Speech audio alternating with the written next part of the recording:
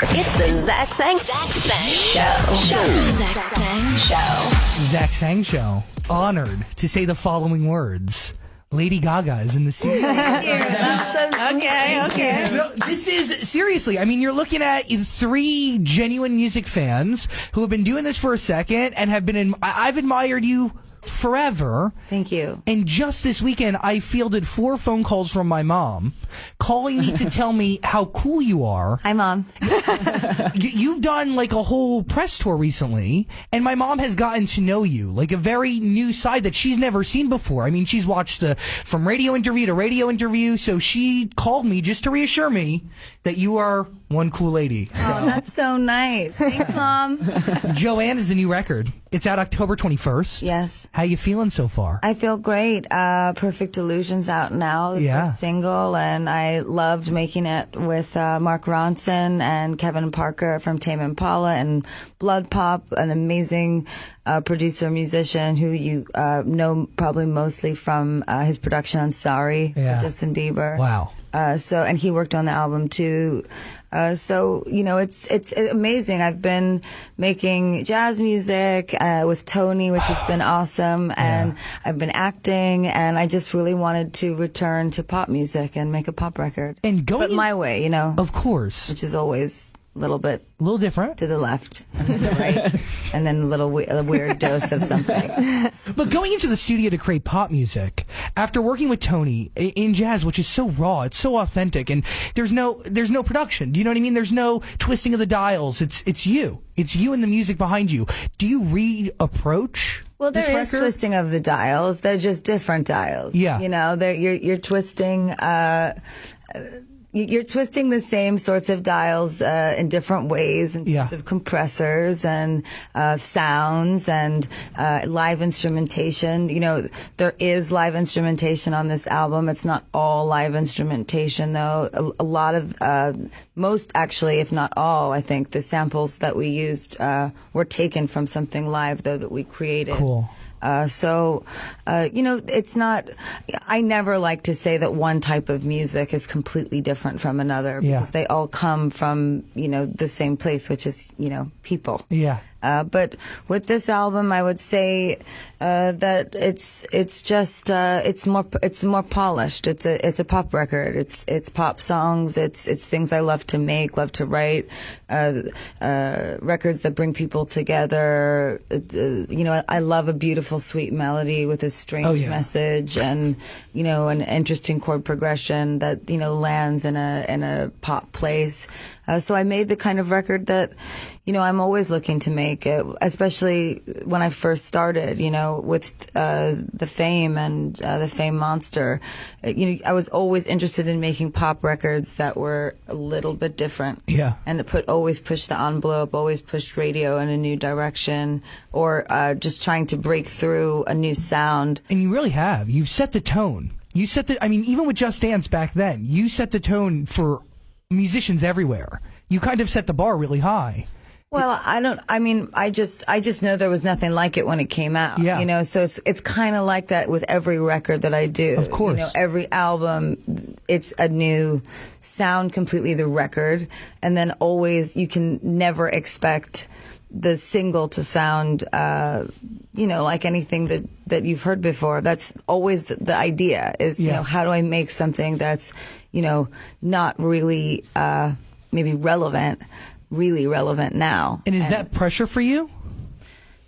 I think it's freedom. Yeah. You know, because, you know, for me, you know, trying harder and being different, those are things that should be rewarded. And it's always been my message, you know, to my fans. And so I keep that in my music. I always want to be trying to be ahead musically. Yeah. And I'm proud of that. The work with Mark, our friendship, our camaraderie, the work with, you know, Josh Homme on the record, our camaraderie, as well as Hillary Lindsay, who I'm going to perform with in Nashville this week. Cool. At a dive bar for Bud Light. You know, we wanted to do something instead of playing I've played a lot of arenas, a lot of stadiums. It's a wonderful thing. Yeah. But to do something big in a small place. It's amazing. That's what I want people to remember. That's what Joanne is about. That big things can happen in small places, And that things that are bigger than you are usually smaller. It's about family. It's about the world. It's about each other. It's not about looking out to find things. It's about looking in. Is that what your aunt represented? Yes, she's always been a soul guide for me and a grounding to remember, oh, okay, that's right. When my dad was 15, his sister died. Yeah. And he lost his best friend, and she never got to live the rest of her life.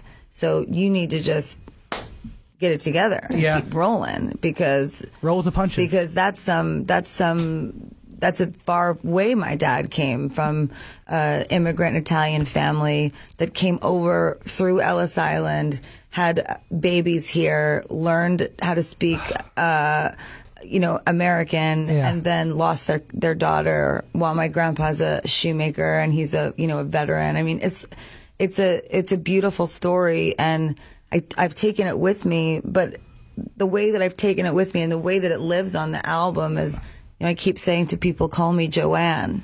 And it's because, this space that I've put myself in is, okay, what would Joanne do if she was here? Well, she wouldn't be on her phone. Yeah. And she wouldn't be, not paying attention to what's going on in the room.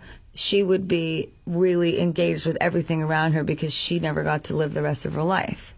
So I've been thinking a lot about that because, we're so wired, and that's not a, bad thing for everything. I think as a resource, the internet's great. You get to be social with your friends, your family, for me, with my fans. But it is important to remember the gravity of where we've come from, which is each other. That was beautiful. It's the truth. Really the truth. Each other doesn't, it's more of a perfect illusion what we're looking at through our cell phones than it is when we're here. Face to face. Yes. Wow. That was great. Wow. Love that. But that's not something that's just happens. That's acquired over time. That's a mindset that, right? I mean, you're not just like, you don't just like focus on the present and focus on everything around you without having to like snap yourself out of it. Yeah. Yeah, and I definitely am not like that all the time. Yeah. I catch myself on my phone. I catch myself working or staring into my computer too much, or being in the studio for too long, or focusing on work all day when I could be focusing on also other things. So the point of Joanne and my Joanne vibes in my life is to go, you know what, I'm going to go have lunch with my sister, and I'm going to call back my dad right away, and I'm not going to break that meeting that I had or that dinner that I promised somebody just because I'm who I am and something bigger came up that I should go to. Nothing's bigger. It's all the same. It's all the same. All these things are the same. I feel like you're going back to your roots. The Dive Bar Tour, I think, is, in my mind, the coolest thing that an artist has done in a very long time. Thank you. Because, I grew up in Manhattan, and I grew up going to the Bitter End, and you are synonymous with the Bitter End, right? I mean, you go to anybody, the guy who works as a ticket counter who's been there for decades, can tell you 1,000 stories. Yes, and actually Mark's manager was working at Columbia Records. Okay. Or was it Columbia or Sony? I mean, maybe it was, I don't remember exactly. I think Columbia was at Sony at the time. Yeah. He was working at Columbia, right? And then he saw me for the first time at the Bitter End when I was like 17 years old. And, it's just so kind of crazy. And my show then was very different. And then it changed even more when I was in my early 20s and became more of a performance and a variety show. So what we were talking about making this Bud Light tour is I kept arguing with everybody because they kept going, oh, but it's a dive bar show. And I kept going, why are you trying to tell me what a dive bar show is?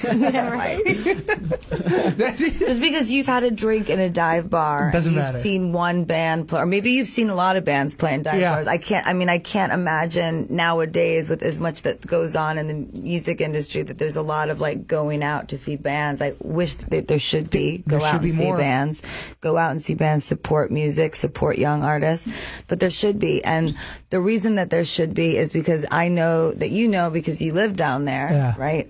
That there are performers that on the smallest stage, it's like they're performing in Madison Square Garden. Yeah. And what happens is when some of these artists, I think, come up through the channels where there is none of that artistic development on your own, then all of a sudden you've got, you know, dancers and you've got props, and you've got all these things, right? And it's like you don't have to work as hard. 100%. All that other stuff's going on, right? But just because I'm playing in a dive bar means that doesn't mean I'm going to walk in a t-shirt and just sit there at the piano and sing. You know, we're going to do what I always did in dive bars after I became Lady Gaga, which is we're going to make a show. And I want people, like I said, to feel that big things can happen in small places and that it's important. Yeah. Hell yeah. Why now? Why is it important in your life to go back to your roots today? Well, you know, anytime I'm making pop music, I have to think as deeply as possible. Yeah. Because you're trying to make records that bring people together all over the world. And it's not just because it's a hit. I mean, that's great when people like your song. But when you can create something, hopefully, that brings people closer in a different way, that's what I'm looking for. I'm looking for that kid that listens to dance music to become friends with that kid that likes rock music and country music. That's so and cool. that kid to become friends with somebody that's like super emo. And, you know, it's like, because I have bringing it together. Yeah, I have a lot of different types of fans that are into all different things. And our community's very, like, not straight-laced. No. And it's not one type of music that they like. It's eclectic. So my thought was, well, why don't I can just expand that, because the truth is I was going more in a particular direction. Yeah. With my songwriting, and we started, and what that was is that I, you know, like on the Fame, I would probably say more than my other records, I just kind of have no regard for genre except for pop. And the idea is to take my knowledge of music from all genres and put them into something that is pop. The album is pop, it's dance, it's rock, it's country, it's folk, it's funk, it's electronic, it's clubby, it's alternative, it's all everything. That. Everything. It's soulful, it's soul. And the goal really is to bring people together, and I think you can do that. I really, really want, like, a girl that listens to country music who never thought she could like my records. Yeah. I want her crying. And her eyes out, because that, to me, it's not about like, oh, I'm so excited she loves me. Yeah. It's more about her ability then to connect to someone else that's totally different from her, and vice versa. And that's what I've been thinking a lot about. Okay, when you get into the mindset to think about exactly that, or to write a song, right? What is that process like? How do you get there? Well, I had a vision in my head, and I went in, you know, I went into the studio, and Mark and I, you know, talk and work all day, and he was like, you know, who's this record for? And I said, well, you know, I just keep seeing this vision. And he said, okay, come on, let's give it to me. And I said, you know, there's this girl, and she's maybe like 30s, maybe younger, maybe older. It doesn't actually really matter what her age is, but her hair's back, and she's got no makeup on, and it's in a bun, and it's kind of fuzzy, like she hasn't really done it. And she's wearing a Hanes sweatshirt that she got at a drugstore, and she has on some old jeans that are rolled up, and she has a kid in one hand and a glass of Pinot Grigio in the other, and then two other kids running around her. And some heirloom from, you know, necklaces from, you know, her aunt. Yeah. And maybe like a couple earrings, some fake Tiffany's, nothing expensive, just what she has, you know. And she's got her hands in the air and tears streaming down her face with that kid in her hand and that glass of wine. And she's just singing every word to my songs. And she's way in the back of the amphitheater in the cheap seats. And I'm speaking to her. And I had that vision every single day, and it wasn't until late in the recording process I started crying one day in the middle of listening to a song that I did called Grigio Girls. And I said, you know what? That girl's me. If I wasn't famous. Wow. That's who I would be. So then you go, oh, there's no difference between me and you. It's just it's a perfect illusion. It's my art. It's my hat. It's my glasses. It's my outfit. It's maybe something that you saw that felt like a character to you or that you couldn't get to me, right? But the truth is that, you know, when I go home and I erase the fame, I'm Joanne. And I'm able to just think about family, just think about friends, just think about the people that I love. And I'm in the same type of emotional pain as that girl. Yeah. I'm going through the same things that she's going through with men, with life, with my father, with my mother, with my sister, with, you know, my relationship with alcohol, my dad's relationship with alcohol. You know, it's young people's relationship with partying, period, in America right now. That's definitely it's crazy. Part of the record. There's a song called Sinner's Prayer that I'm doing, and that song really reminds me of, I think, how we all kind of feel, because a lot of us were born in the 80s and we're all like, you know, it's just we're on a lot, you know, and there's a lot going on, and there's so much information flying at us, and it's kind of like discombobulating, and we have drinks and we party, and I don't know if some of us, for me, as I have like this Catholic guilt that I'm a sinner. Well, every time. Me too. Like, I'm a sinner because I need it, because I need to, I'm coping with what's happening in the world. Are you still doing it? Are you still drinking? Yeah, I still drink. Yeah. But the point of the song is I say, hear my sinner's prayer. I am what I am. I don't want to break the heart of any other man but you. Wow. I like that. Hear my sinner's prayer. It's the only one I know. It sure as hell don't rhyme, but it's as good as gold. Nice. Beautiful. You know, so the record's about a lot of different things, but the center home of it is me as a person. Yeah. Do you see, when you see that woman with the 2 kids and she's crying and I feel like you, obviously it's you, 3 kids. Are there any qualities of her that you want to bring through to yourself today that you see that you might not have? I have the same qualities as that girl. Both of them. She is me. That's what I'm saying. Is those women are superstars. Yes. They are so strong. What they go through, what they see, how they pick these men up off the floor and keep them going, and how these men in their lives, you know, they change who we are. Yeah. And it has such a profound effect on us forever. For women, when we're in relationships, it affects us through our life. Yeah. Mm-hmm. You know, whether it's our dad or our brother or our mother or our sister. And I'm not saying that's not the same with men, but for women, we wear our emotions so more heavily out there, you know, that for us, it's quite a thing that, you know, constantly, how do we keep everything out of a tornado, you know? And that's the thing, is I look at that girl and she's living in the same tornado that I'm living in. It's just looks different. Lady Gaga, Joanne, October 21st. What's the song Million Voices about? I mean, Million Reasons. Yeah, because I saw you're going to perform that on the Dive Bar tour.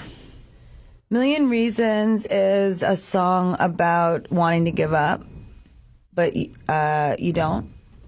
You're giving me a million reasons to let you go. You're giving me a million reasons to quit the show. You're giving me a million reasons. Give me a million reasons. Giving me a million reasons about a million reasons. I bow down to pray. I try to make the worst seem better. Lord, show me the way to cut through all his worn out leather. I've got 100 million reasons to walk away, but baby, I just need one good one to stay. Wow. You need to feel. You need to come and you need to become one with yourself to write those lyrics. Yeah. Where do you go? What do you do? How do they come to you, and where do they go from there? They just come on out. You know, I was sitting with Hillary Lindsay. I remember we were in my house. I was at the piano and she was sitting behind me. And I was just like, it's just like all the men in my life, I tell you, they give me a million reasons to take a hike. Yeah. And I just need one good one to stick around. I just need one. And she was like, that's a song. And I sat down and I started playing, and I remember singing it. I bow down to pray. I try to make, you know what? That's just what I do.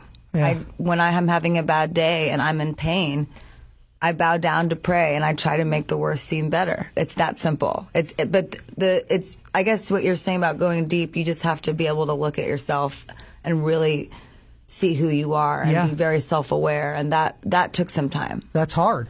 Because you can see things that you might not want to see, you know? You see, see everything. I see a lot that you see maybe things you don't want to see, but, nobody takes care of you better than you do. Yeah. So you gotta look for yourself and take a peek under the hood.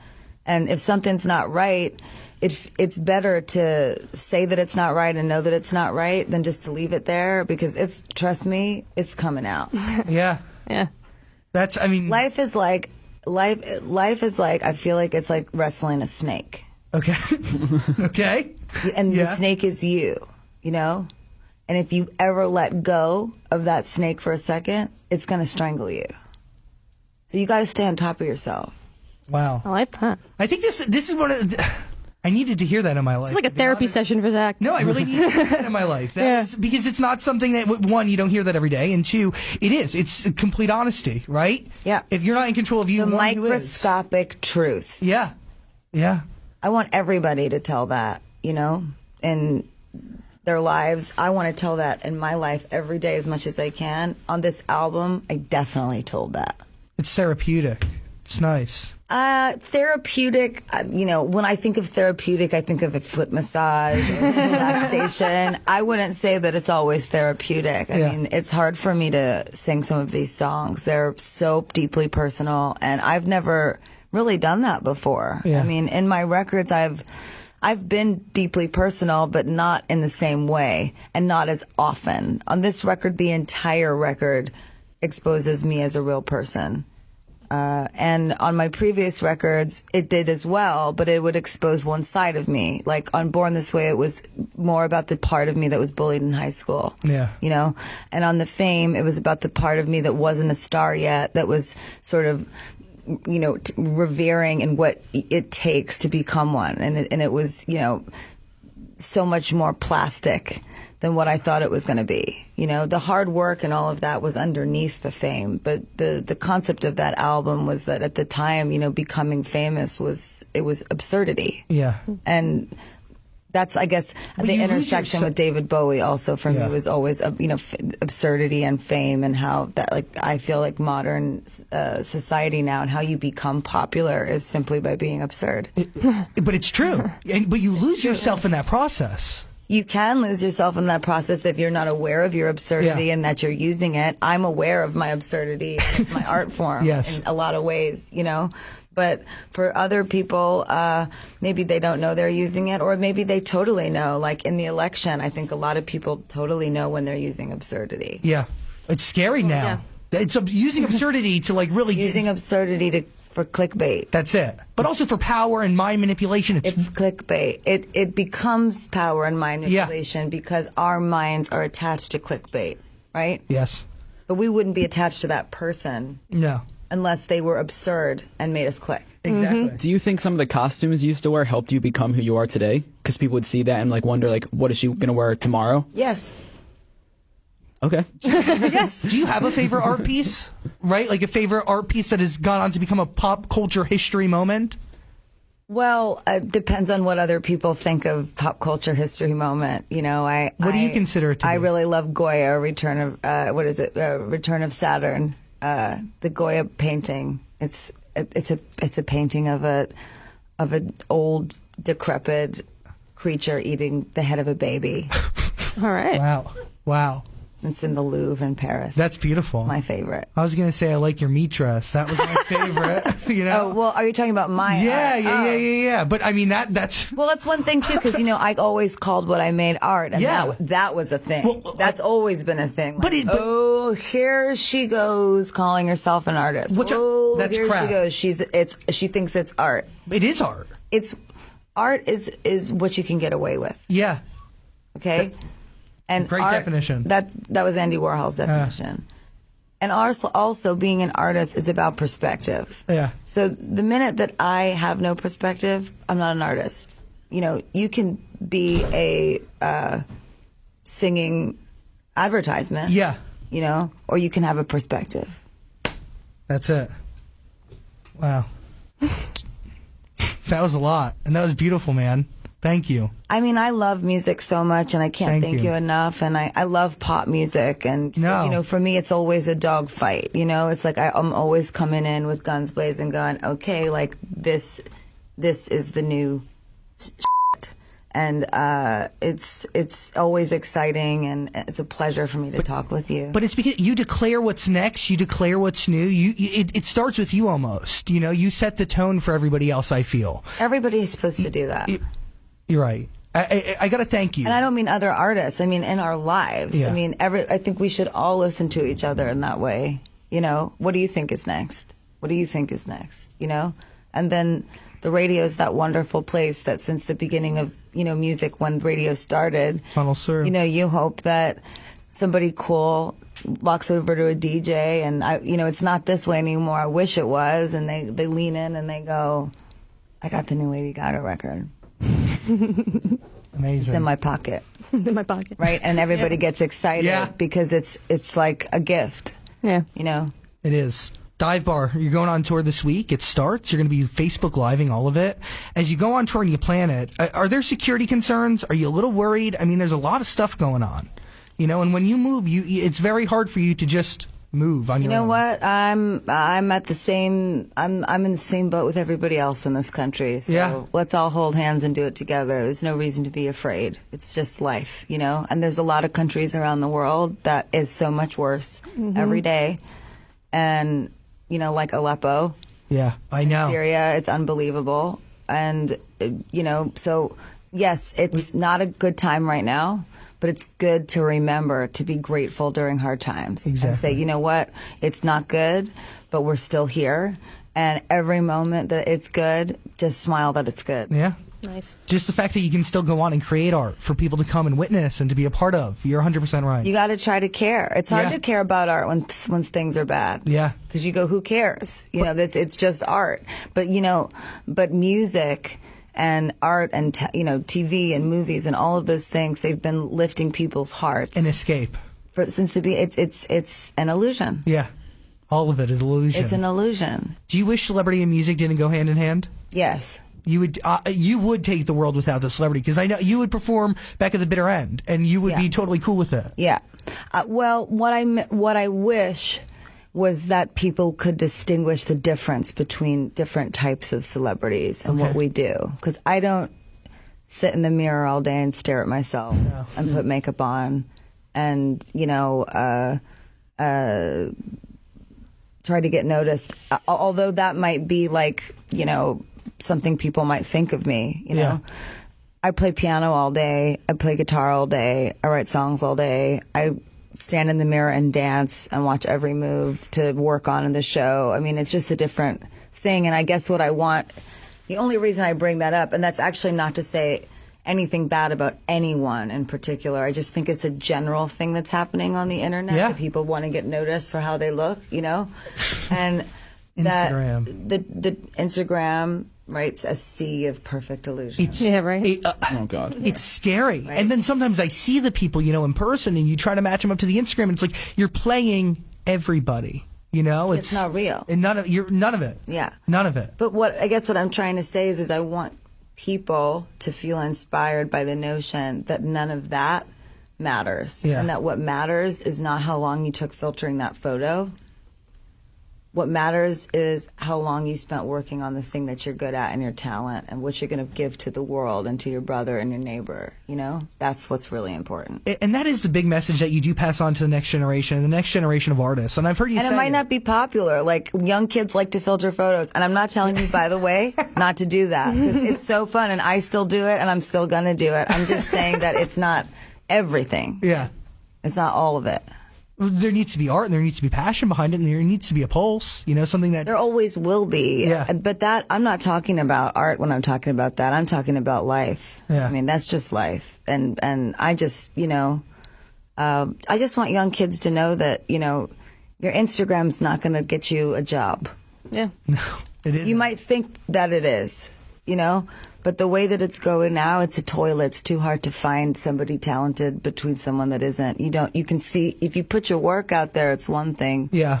But, if it's all about, your look, I don't know.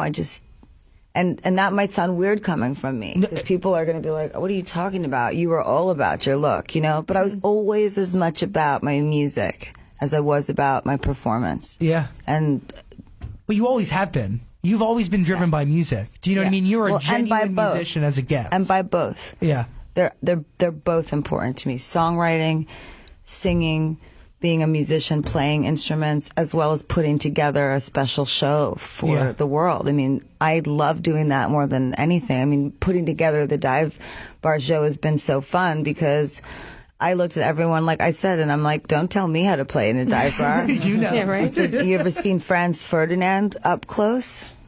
You ever see those guys move? Those guys are... No. It's out of control. It's like there's so much electricity flying off that stage. The fact that there's no props, that there's no this, that there's no that, none of it matters because the work was done in rehearsal. And you can feel it and you can smell the sweat of the hard work of musicians. And it's awesome. That's how I fell in love with music. Wow. And you're going to go from a dive bar to putting together the show for the Super Bowl. I mean, can we talk about two different venues? I mean, universally different, but is it for you? That's the thing. I mean, you can approach it the same way. You gotta play the dive bar like it's the Super Bowl. Yeah. Yep. And you gotta play the Super Bowl like it's a dive bar. I've heard people, genuine musicians and genuine music managers say exactly that. There's people who genuinely believe that you can't really be a musician unless you've gotten beers thrown at you, performing at a bar, at an open mic night or something. Well, you can be a musician no matter what. You could be a musician. Anyone can say and are legitimately one if you want to be. But I mean, having beer thrown at, I 100% had beer thrown at me. I had cups thrown at me. I've been shouted at. I've also been cheered for, and I've been rejected, and told, no, you can't even play here. And I'm like, this place, what are you kidding me? And this is a long time ago. Yeah. And, I would call back and fake manager and like, I'm calling for Lady Gaga. She's an incredible performer. She's very big right now with a lot of heat. And, it's like everyone's like, then all of a sudden you have a slot at 10 p.m. with 100 people there. And but they're like, who are you? That you're not, they're like, what, and they don't really know. Yeah. So again, a perfect illusion. So it's like, it's like always, it's just about how you use them. This has been one of the most incredible conversations I've ever had with somebody. We've been making radio for a little bit here, and I got to say thank you. Thanks. Thank you for taking the time. That's cool. Thank you. Cool for me. Cool for me too. Joanne, October 21st, Perfect Illusion. Have you started your Super Bowl preparations yet? Like, do you know what you're going to do? Yeah. I was 4. Wow. So the whole show is done. No, it's not done. But I know what I want to do. Have you talked to any of the previous performers about what to expect or anything like that? I'm friends with Bruno, and Mark did the Super Bowl. I'm also friends with Coldplay. I'm friends with B. I've hung out with and been with them after, so I know a little bit about what goes in and out. And I also, it's not the first big stage I've ever been on. So I know what I'm doing out there. I just gotta keep it tight, everybody. Everything's got to be right, and we got to have all of the technical stuff perfect, and then boop, boop, boop, boop. Lady Gaga, we're live in 5 seconds, and then I black out, and then it's over. But that's how it works. Do you not, like, you just go? It just turns on. Do you notice anything? Do you remember things from a performance, really? Like, not usually, no. Maybe a little thing here and there. Yeah. It's an extra, because, every time you go deeper, something new is going to pop out. That's it. So, something's going to pop out while I'm there. Not something like that. Not physically. In Houston, especially. But, something creative's going to pop out. Because, the thing is, like, when you've got 80,000 people screaming all around you, and 100 million, 115 or 140, whatever it is, are watching, Wow. Wow. There's a change in the atmosphere. And that's actually, I would think, most of what the work goes into for me. I got to prepare myself to be so locked in so that when that adrenaline hits me, you can do it. I don't get thrown off my game. Does that make sense? Yes. Mm-hmm. No, like it's second nature. You can do it with your eyes closed, literally. Not like with my eyes closed. Okay. Because then I think it looks lazy. Because I'm just like, I can see you did it a million times. Yes. Right? Yeah. No. Got to feel like the first time and the last. Got to feel like the first and the last, and it's got to feel full of energy and spontaneity, as well as great music, as well as show. It's got to be all of those things. That's what I'm thinking about right now, is how do I do all of that Amazing. in 12 minutes. How long have you known about this? Because, I mean, we hear about like a week before you may be doing it, but I'm sure you know months in advance, or is it last minute for you too? No, I've known for a little over a month, and we knew when we were wrapping up the album, so that was great. You know, we booked the Super Bowl based off of the album as well, which was amazing. You know, I had to go in and play them the record, and that was a wonderful moment for me too, to see a group of executives that, you know, you think might not be into, you know, Lady Gaga's music, and see them just, like I said, that girl in the field. Yeah. I saw her come to life, you know, and that's what I'm most excited about, is that the type of music that I've made is something that I think can and will bring people together. And at the Super Bowl, it really gives me a massive opportunity to bring so many different types of people together in one place. And, you know, the idea is to just make sure that you don't alienate anybody while you're doing that, that you keep them all, you know, you just keep everybody in the same place. Lady Gaga. Amazing. Amazing, amazing. And I just got to tell you, on my mom's Christmas list this year, your dad's cookbook. Oh, the Joanne Trattoria. My father was so funny. This is how I knew this was the perfect title for the album, too. Because, you know, the thing is if I was not me and I wasn't famous, but I was still a writer, and I didn't have a lot of money, and my family didn't have a lot of money, you know, I'd be living in a town somewhere or in a city, and I'd make my record and I would call it Joanne, because I would want to support my dad and his small business, you know? And it's so fun, because, you know, and that's something I said to my friends too about it. And it's so funny, because when I told my dad the title of the album, first he cried, and then he goes, "Oh my God, the restaurant business is going to be through the roof." It's so sweet, you know? That's awesome. Because that's how my dad is. It's like he doesn't stop. He's probably fixing a pipe right now. Yeah. Really? Yeah, for sure. I mean, the image of me or my family like laying under a palm tree getting fanned by like shirtless guys is not what's going on at all for anyone. Well, I mean, your dad like kind of let you go, right? When you wanted to be a rock star, he kind of cut you off a little bit, yeah? He was excited for a while, and then he saw me, you know, do a performance at the Knitting Factory. Okay. A divey, you know, club. And I was in a leopard bikini, lighting hairspray on fire, dancing to Boys, Boys, Boys, my song on the Fame. And I was also doing interstitials of Run to the Hills with a giant Native American headdress on. And I mean, it was really a show. Yeah. Like I said, in a dive bar, you know, we did a whole thing. There was a fog machine, and my father just thought I'd lost my mind. Which a lot of people's fathers I think thought when my record came out, was just, that girl's crazy. But you know, I'm just creative. I'm not crazy. I'm just creative. What moment do you think it was for your dad that validated your success for him, or that it became real? Honestly, it was really cool. I remember playing at Sebastian or Social in New York. It's a gay club in New York that I hadn't played yet, and I wanted to show my prospective manager at the time and the label, you know, what I was doing. Because, you know, the thing is once you get signed to a record label, it does not mean that they're going to focus on you or help you at all. Never. What it means is that you have a contract that you have to fulfill. And if you don't fulfill it, meaning they don't like the material that you give them, they drop the contract. That's it. It's like a job. It's a job. In a way. Yeah. Oh, no, it is. I mean, you can get shelved. It's risky. You get shelved. It's risky. Yeah, you know, it's dirty. It's actually harder to put your music out signed to a label than it is independent. on your own. Exactly. So Social, your dad? Social and my dad, right? So anyway, so I was trying to hype the label up about me because they loved my records, but they kept wanting to give them to other artists that, you know, weren't me. And it was so frustrating. And a little insulting.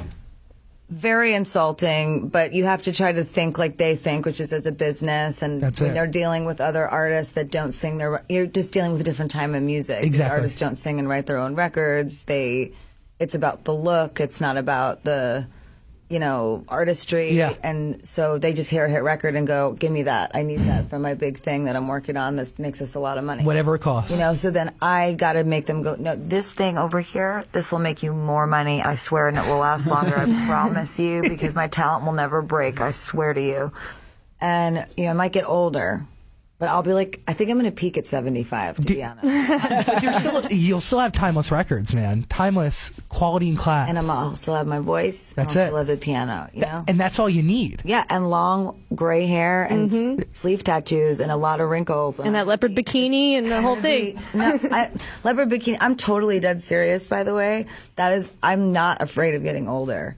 Good. That's awesome. You should be. No, embrace it's so like this thing where we all get to do it together. Yeah. It's a journey we're all in. We're all in it together and we all get to do it. And why not embrace the fact that that's going to happen? And I just was thinking about it the other day. I was like, Dad, I'm going to be singing Poker Face, like with long gray hair and kind of wrinkles, and you won't be around to see it, but oh my God. And, but my father, but what I was saying about Social was that my father came to a show I did at that gay club. Yeah.